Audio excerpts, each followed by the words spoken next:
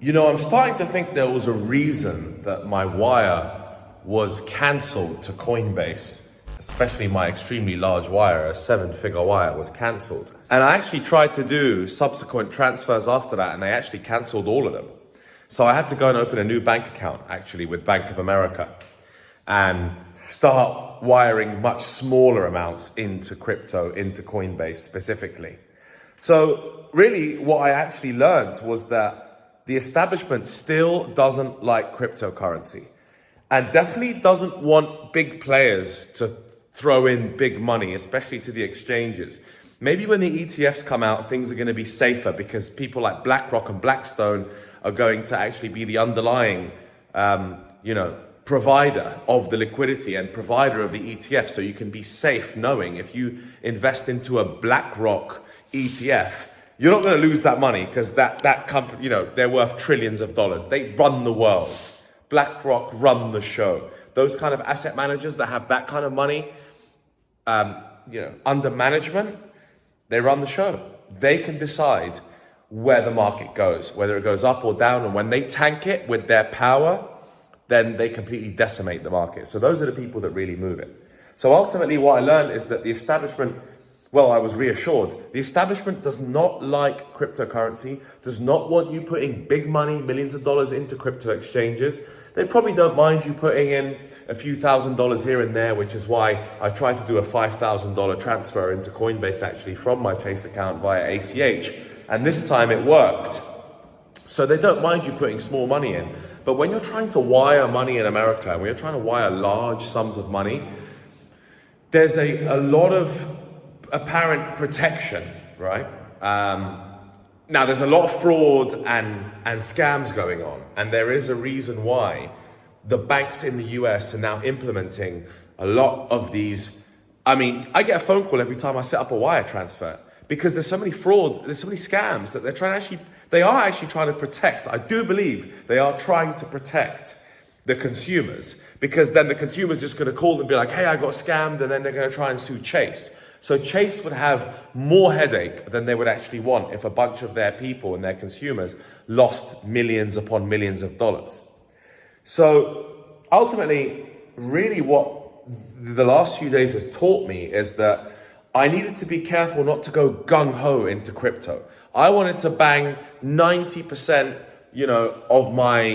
of my liquid money, 90% of my liquid capital into crypto to catch the bull run, so I could boom, hit that spike and then get out and take out multiple 7 figures, if not reach 8 figures in cash in liquid crypto.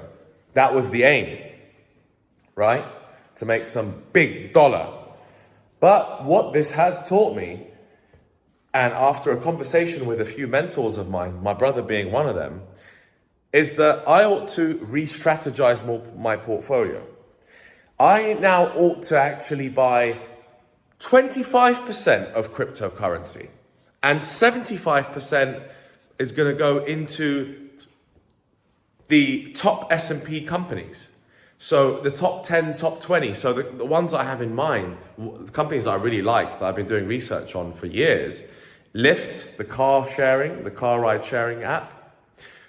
Berkshire Hathaway, because Warren Buffett just gets it right every single time and they're sitting on a bucket load of cash.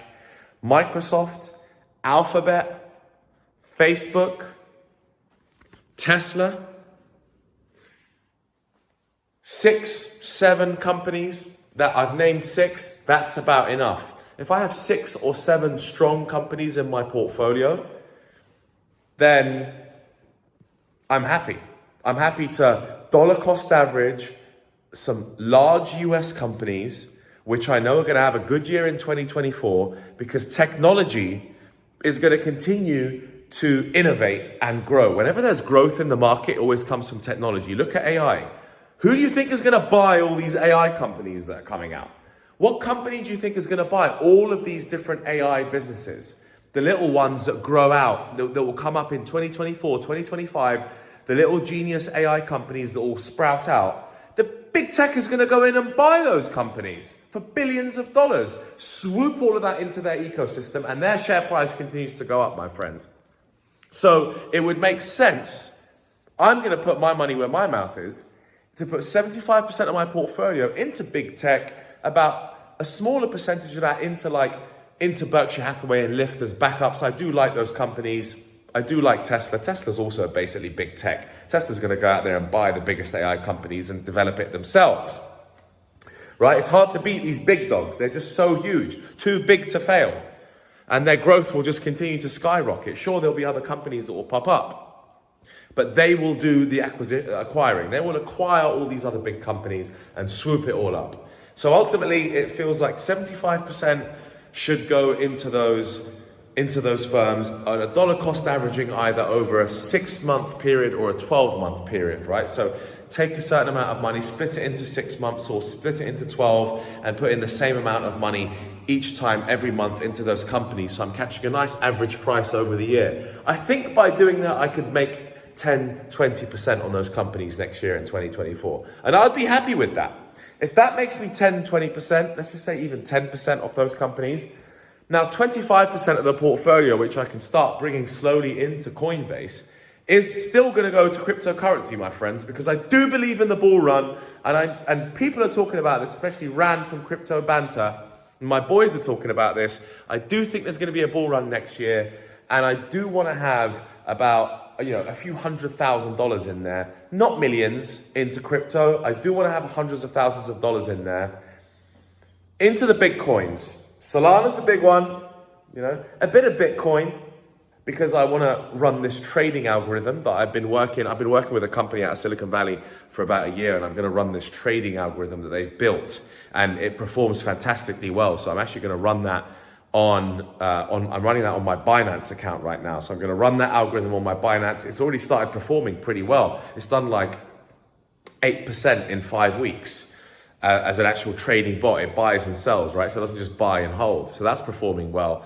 And then the rest of it, like I said, Solana, Ethereum, 3 or 4 other coins.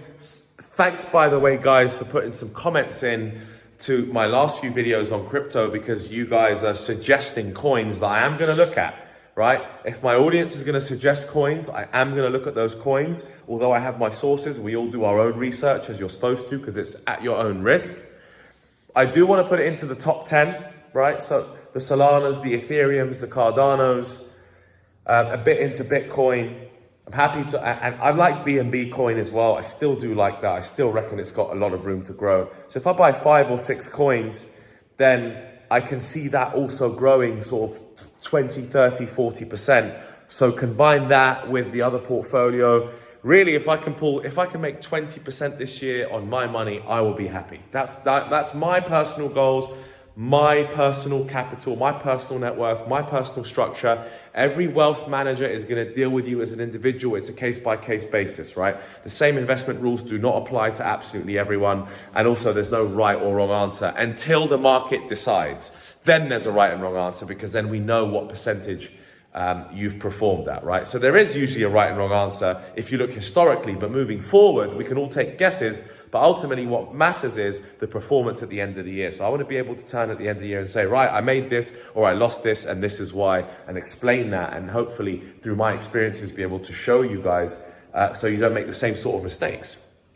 I should have been posting about this years ago, because I've made mistakes, I've won money, I've lost money. If this was all online, it would have been bloody great content. So that's how I'm going to restructure my portfolio. I would like to, in a dream world, put money in stuff like, I put some money in Bonk, but I'd like to put some money in like Juto and Celesti and some of these other new random coins that are popping out.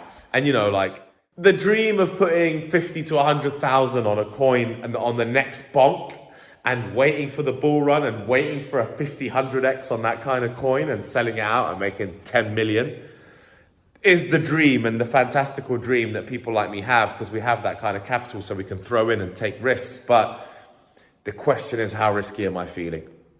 Do I really want to be chucking in 100K on the next bonk when it could go boom? Could be a rug pull, could absolutely fall to pieces. It could be complete BS, because we know in crypto, there's still, it can go to 0, it can drop to 90%.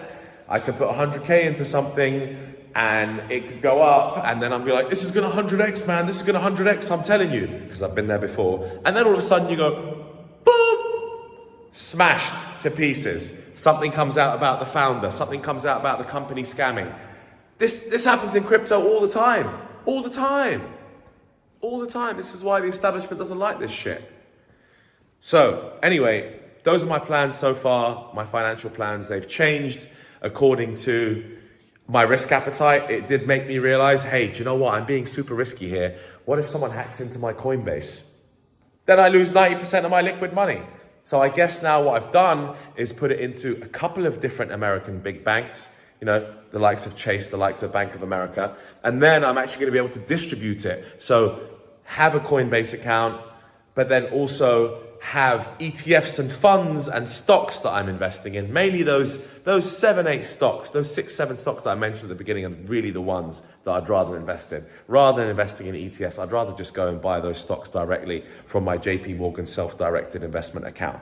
So that there, some in Coinbase, some potentially invested with Bank of America, but I don't necessarily think I need to have money in that account. I mean, look, if Chase and Bank of America ever go down, the world economy is going to go down. So they're probably the safest banks in the world, in my opinion.